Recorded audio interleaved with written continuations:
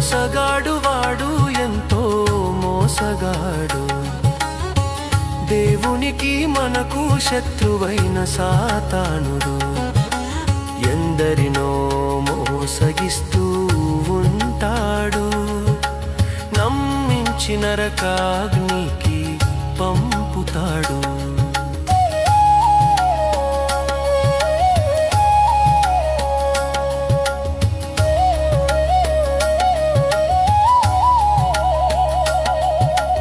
దేవుడి మాటను ఎత్తవద్దు అంటాడు, భక్తి అనేది మత్తులాంటిది అంటాడు.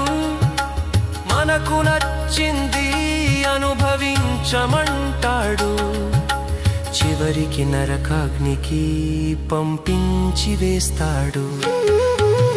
మోసగాడు వాడు ఎంతో మోసగాడు, దేవునికి మనకు శత్రువైన సాతానుడు. ఎందరినో మోసగిస్తూ ఉంటాడు, నమ్మించి నరకాగ్నికి పంపుతాడు.